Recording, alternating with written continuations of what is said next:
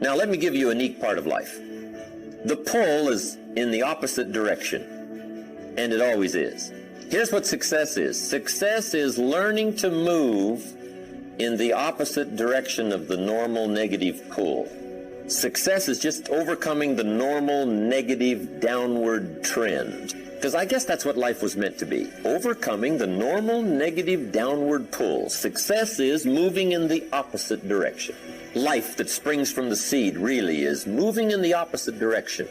Gravity wants to pull the seed down, but sure enough, the seed being pulled down by the soil takes root, comes to life, right? Comes to life, takes root, starts to grow, and which way does it grow?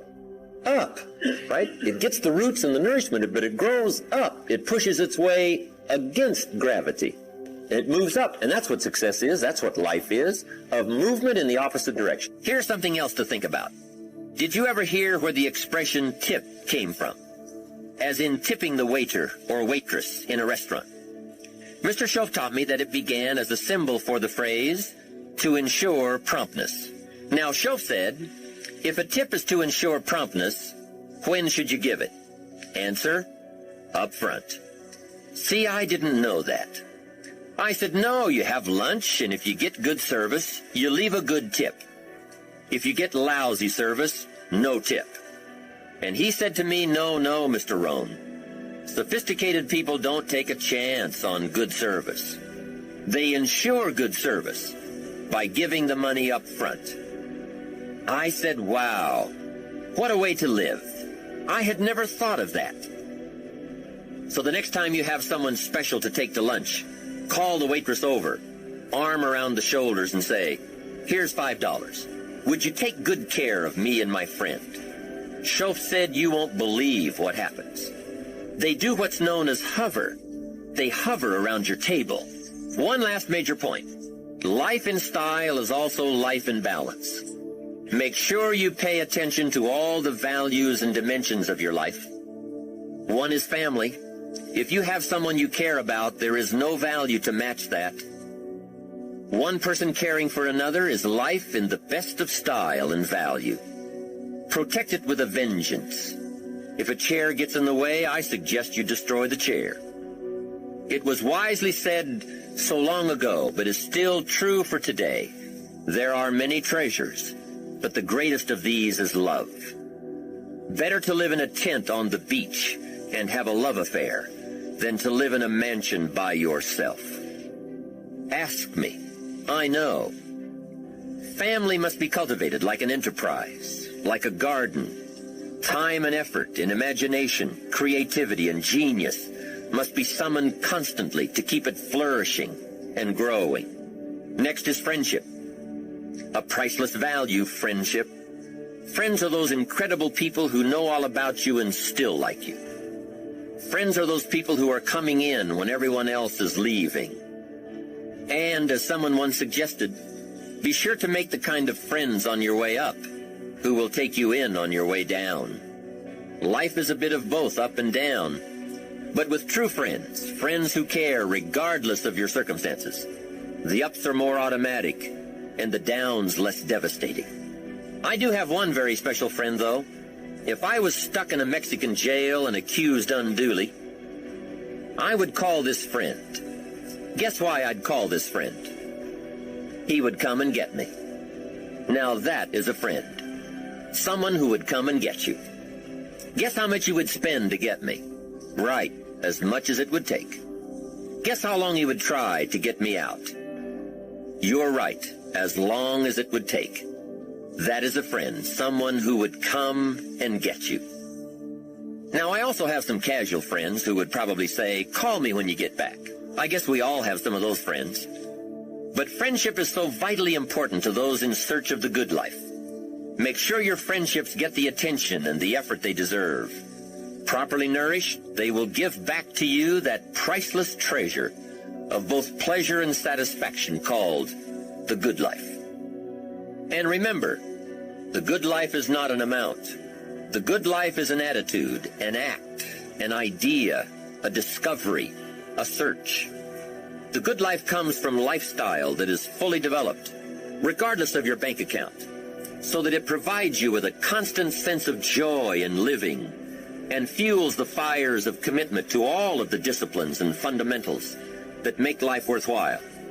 The first thing you start changing is what? Your philosophy. You start changing your mind. You start changing how you think. You start picking up new ideas and information.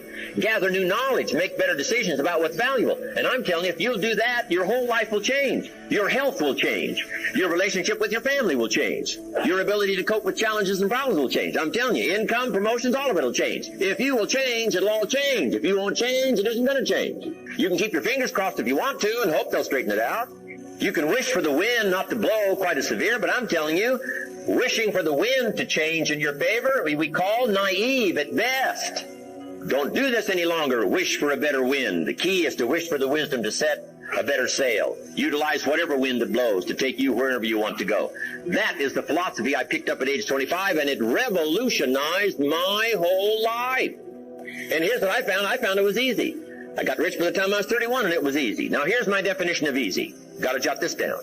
My definition of easy, meaning something I could do. I figure if it's something you can do, it's easy. Now, here's a parenthesis. Parenthesis. I worked hard at it. I found something I could do, which was easy, but I worked hard at it. I got up early and stayed up late, worked hard that 6 years. But what I did was easy, meaning it was something I could do. You say, well, Mr. Rohn, if it was so easy, how come everybody else around you during that 6 years, how come they didn't get rich? Here's why. It's easy not to. How else would you describe it? That's it. You say, no. For all of the rest of them, it was hard for them and it was easy for you. That's not true. You couldn't debate me on that in front of this intelligent audience. But here's the challenge. Let me give it to you in a philosophical phrase. I tend to be a little philosophical. Here it is. The things that are easy to do are also easy not to do. That's the difference between success and failure. I did not neglect to do the easy things I could do every day for 6 years. Underline, I did not neglect. That's the key. I found something easy I could do that led to fortune, and I did not neglect to do it. And here's the problem with neglect. It starts as an infection. And if you don't take care of it, it becomes a disease. And here's what else is the problem. One neglect leads to another. Neglect to do wise things with your money, you'll probably neglect to do wise things with your time.